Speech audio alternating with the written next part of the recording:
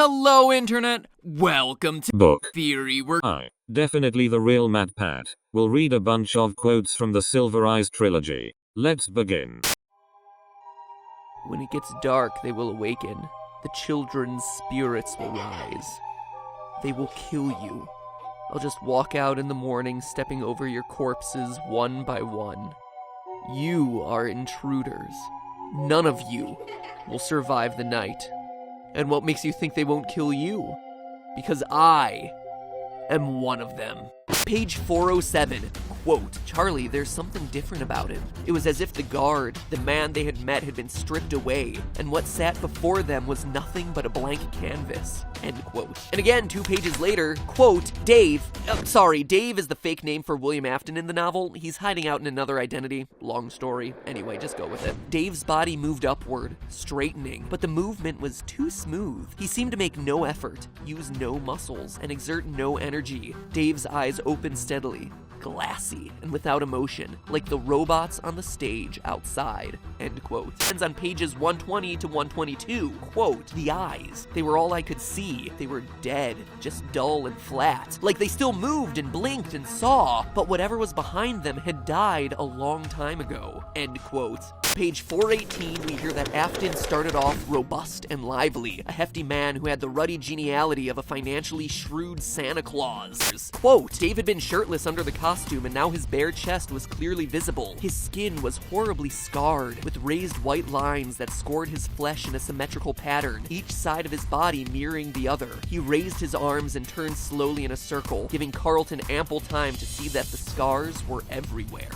Page 118, our main character Charlie is outside her childhood home, which is also home to Henry, co-founder of Freddy's. While exploring her father's animatronic workshop, we get the following quote. She knelt again and put her hand on the ground, fishing around until she found a small screw in the bare dirt. She palmed it, then looked closer. There were small holes in the ground, exposed when she moved the loose dirt. Charlie ran her fingers over them, thoughtful, end quote. Quote, the benches were there, where her father had assembled and tweaked his inventions, but the materials, the blueprints, and the half-finished robots that were once crammed onto every surface had disappeared. Where are they? End quote. Quote, Charlie, John said from across the workshop. He was in the dark corner. If the skeleton had been there, it could have reached out to touch him, but it's not there. Quote, John was standing beside her father's toolbox, and he stepped away as she came over, giving her space. Charlie knelt down before it. It looked as if it had just been polished. It was made of dark, stained wood. Glossy. All the tools were polished and clean. They looked as though they had just been used that morning, wiped down and put away meticulously, like someone still cared for them. End quote. Quote, Carlton was wedged inside the heavy, barrel-shaped torso of a mascot costume, the headless top half of some kind of animal. His arms were trapped inside the torso section, pinned to his sides in an unnatural position. He could feel pieces of metal that pressed against his back and poked him. Dave said to Carlton, if you trigger those spring locks, 2 things will happen. First, all the locks will snap right into you, making deep cuts all over your body. And a split second later, all the animatronic parts they've been holding back will instantly be driven into your body. You'll die, but it will be slow. Quote, they're home with me. Dave's voice was coarse, and the large mascot head slid forward and tilted as he spoke. Their happiest day. All they know is that you're here, trying to take away their happiest day. You are intruders. End quote. Quote, the voice of the rabbit was smooth and rich, almost musical. Dave cocked his head to the side so that only one of his bulbous eyes could peer through the sockets. We both wanted to love, he said in those melodious tones. Your father loved, and now I have loved. End quote.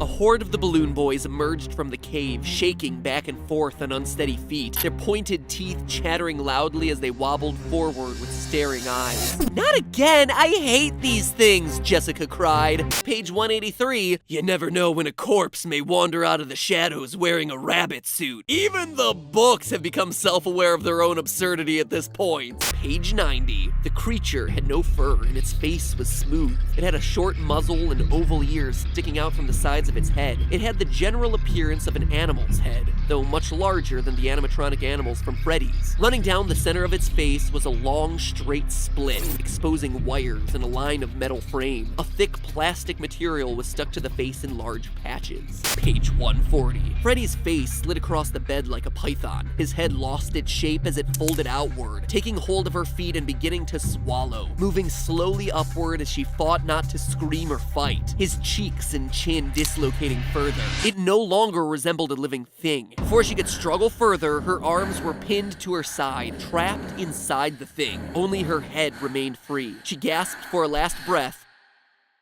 then was violently scooped up, consumed by the creature. She done got scooped! Page 92. The animatronic's arms lifted and its chest opened like an iron gate. Its metal pieces slid out of place to reveal a dark, gaping pit where sharp spikes and spring locks were just barely visible. It was a trap! Waiting to be triggered. She beat against its bent and damaged arm, but the other arm steadily forced her closer to the chest cavity. Page 92 of the Twisted Ones, we see the main character Charlie, daughter of Henry, talking about one of these new animatronics. Quote, the hardware, the joints, it's older technology.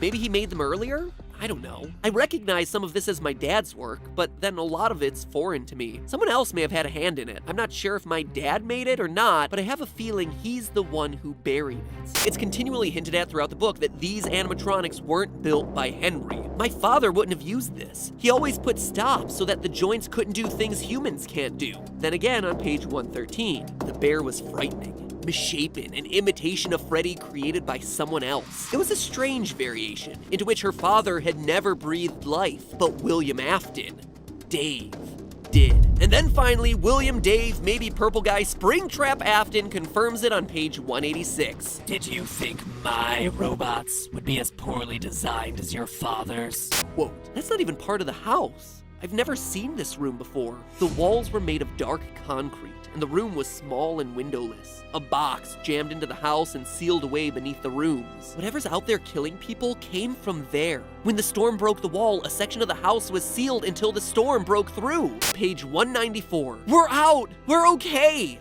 Don't you see where we are? She whispered. Slowly, she walked the length of the room, gesturing to the 4 enormous pits in the floor, one of which contained a headless, half-buried robot. John, this is my dad's house. It's the room we found. They escaped upward out of the underground pizzeria and wound up in Henry's house.